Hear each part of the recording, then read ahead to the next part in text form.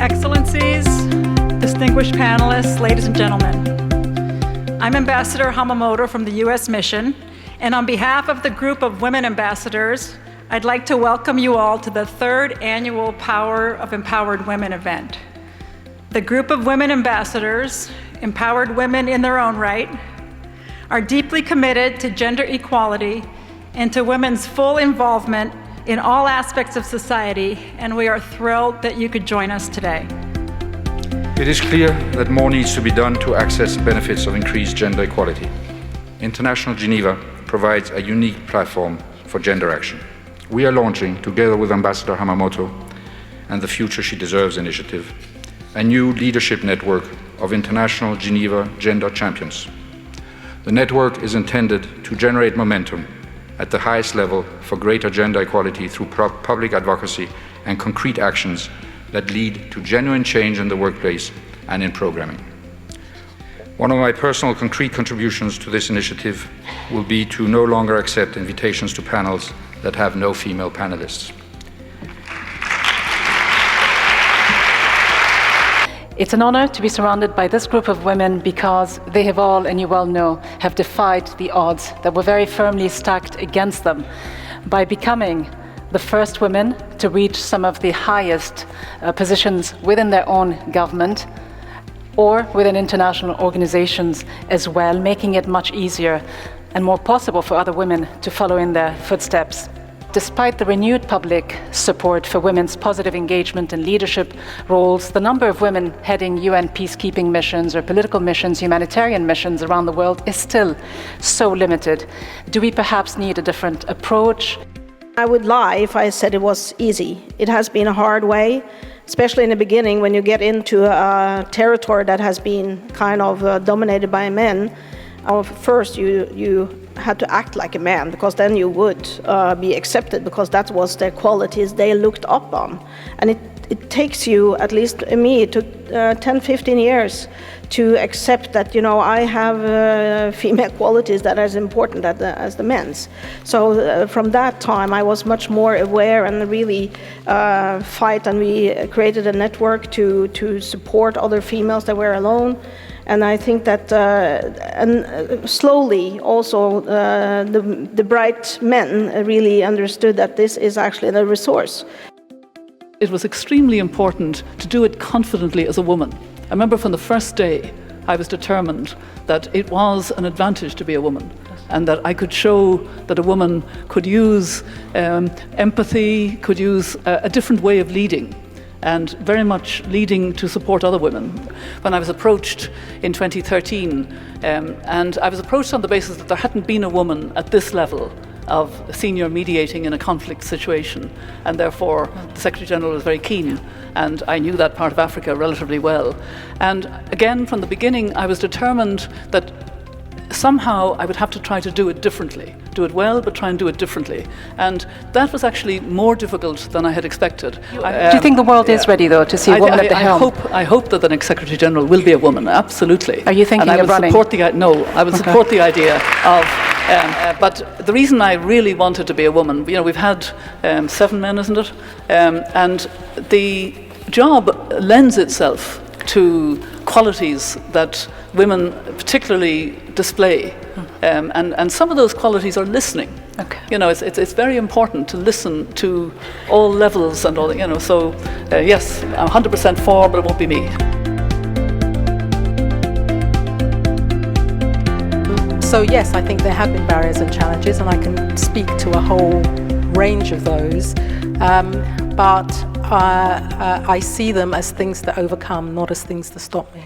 I think very often when you're the first, or you're seen as being in a minority, our instinct is that we should hide. And I think particularly for women it's difficult. You know, how do I dress? People judge me on the way that I look, not on who I am, and all of. You just have to put that stuff out of your head. And but I also think that there are advantages which we forget. And that you can use that visibility. You can use the fact that you're the first or only one of two, because you can get access in ways that perhaps others cannot, and it's very, very hard. I'm not in any way saying that this is an easy thing to do, but I do think it has advantages. But let me just ask you, does it really make a difference, a great difference, in your experience at least, at the end of the day, if it is a woman leading an international organization or even a government, do your policy decisions, are they based on your gender? For example, have you made decisions that were policy-driven, that were made on the basis of you being a woman that no other man might have made in your own shoes? Or has it not affected you? I think it makes a difference at a number of different levels. I think, first of all, it makes a difference because we all know how important perception and symbols and everything are. So at that level, having women as role models is very, very important. It took me a long time to accept this. When I was constantly being described as a role model, and I would go and talk to groups of women, and because, of course, for the individual, for you, it's just you. This is who I am. I'm doing a job to the best of my ability, and you do not see yourself in that way. And I think that we have to accept and own the fact that having role models is very, very important. It makes a huge difference if you're growing up, if you've seen others like you who are doing the same thing. I think women in any positions of leadership must open doors for younger women and enable them to be part of the activity in whatever way, because it'll be differently in whatever, but it is, I think, a huge responsibility. Open the doors to younger women and help them, mentor them. You come into the peace process, you have to be prepared for a marathon. But what do you mostly bring to the table as a woman and as women? And you mentioned to me earlier that there are many other women now involved in this type of work. Do you bring patience? Do you bring creativity, wisdom? What is it that makes a woman a better negotiator, perhaps? And why are there so few women still negotiating? I think peace? we're tenacious. When something needs to be done, they say this in a bad way. Women are, in my language, makulit. You never give up. You're always needling me. Okay, I will needle you. You're maybe president. You may be the Secretary of National Defense. If I need something from you, I will needle you. Tenacity. This just won't go away. Won't give up, even if they hit us so hard at times. So what? I'm going to stay here, and this is my right. I'm fighting for something. I won't give up. So I guess eventually people said, well, she's the person for this. We built tables, we talk. In the women's movement, we know that consciousness raising was based so much on talking. And so this talking meant you also formed links with other women. So any position that I got into, I brought the other women in. And now we are in the Bangsamoro peace process in the Philippines. This is women. This is women-led. From all levels, from the chief negotiator, I'm the presidential advisor on the peace process. I have oversight to the legal team, to the secretariat, to technical working groups. We are dominant because I'm a woman. I've worked with women, and I know when they're good, and I bring them in. I spend most of my time in peace negotiations with women who are on the cusp of becoming empowered. And we're always talking about and hearing about role models for young women. And I think it's also important to think about role models for women that are just on that cusp of becoming empowered. And they are out there and they are engaged in peace processes. To answer your question about what motivates me, if you're thinking about peace negotiations and the durability of peace, there's only two statistics that you need to know. The first statistic is that nearly 75% of peace processes fail to generate a durable peace. So all of us in the peace building business are all very excited, but the reality is, by and large, our efforts fail.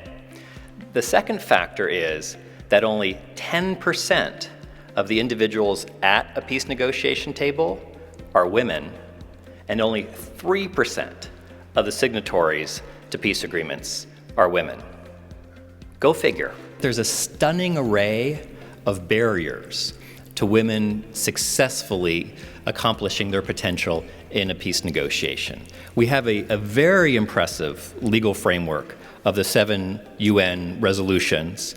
We have a very impressive array of talking points And all of this operates outside of the room. But inside the room, it is still an environment of exclusion. And in the 20 years that I've been lawyering peace, working with governments, rebel movements, women's caucuses on peace talks, I've been amazed at the number of ways in which the amount of energy put into excluding women from the peace process as opposed to including women. There's this notion that war is guys with guns, and therefore peace needs to be guys with guns. And I found that oftentimes a peace negotiation is all about positional bargaining between political elite. The existing elite wants to maintain their power, and those that are seeking regime change or revolution or evolution simply want to be in power.